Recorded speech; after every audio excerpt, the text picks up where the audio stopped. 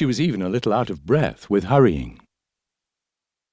"I suppose there are no 2 and 4 seats left?" she asked at the box office. From habit, for tonight she was quite prepared to pay 3 and 6, or even 5 and 9. "Plenty of 2 and 4s this evening, ma'am. This is about the only weather that hits our business," the girl informed her, and shot a blue ticket through the aperture. She laid down £0.50. In spite of the temperature, her hands were bare, the narrow wedding ring hanging loose on her 3rd finger. Absently, she picked up her change. "Yes, it's a beastly fog, isn't it? But I fancy it will be gone by morning." The commissionaire recognised her and smiled, touching his braided cap. More than once he had chatted with her on crowded nights while she waited for a seat. That was when she had worked late and come straight on from the office. The films helped her to sleep when she was overtired, so she had told him. She didn't look too strong, though she had plenty of spirit. A lady, too, one of the proper sort. He saw too many of the half-and-halves not to know the difference. "If you hurry, madam, you'll be in time for the big picture," he informed her, holding open the baize door. In the smoke-laden darkness she blundered to a seat, scarcely heeding the guiding star of the usher's torch. Once there, she sank back with a deep breath, closing her eyes. Her hands, resting upon her bag, clasped together tightly. How tired she was. Too exhausted to relax.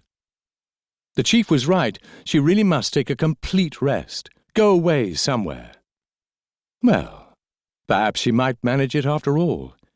She could safely leave Martin for a couple of weeks now. Ada would look after him and see that he got up in time for school. He was a big boy now, 14, tall for his age. Tall and strongly built like... He had her eyes, though. There was a look of her father about him.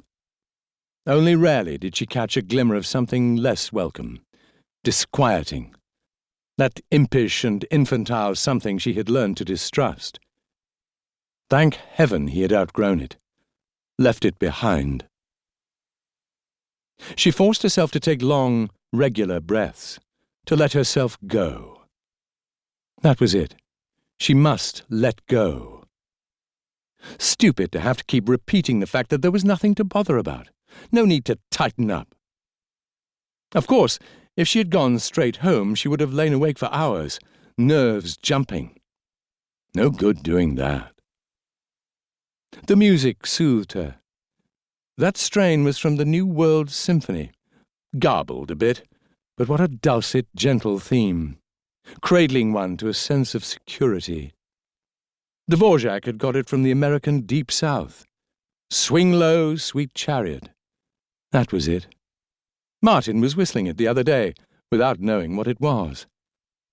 So peaceful, so... Her thoughts trailed off. Once more she found herself rigid, clutching her bag with fingers of steel. Here, this wouldn't do. What was the film about, anyway? For a time she fixed her eyes determinately on the screen. The shifting tints of monochrome flashed by, devoid of meaning, while through them she gazed at other scenes, fresh in her memory. Nerves, nerves. With an effort she wrenched herself free, strove to direct her imagination. Since she must think, let it be to some purpose. A new article, a point of view she could turn into money. Fleet Street, the grimy offices. What a tiresome lot of drivel she had ground out lately. Who on earth read the stuff? Puddings for the growing boy. Books which form the future. Holiday outfit for Switzerland. As though she knew anything whatever upon these subjects. Switzerland, though. That was an idea. Why not postpone this holiday of hers and take Martin to Mürren? He had been talking about it for 2 years, only she had been too hard up. The white sunlit spaces, the cold remote peaks would give her the placidity she wanted, smooth out her tangled mind. Tomorrow she would get some of those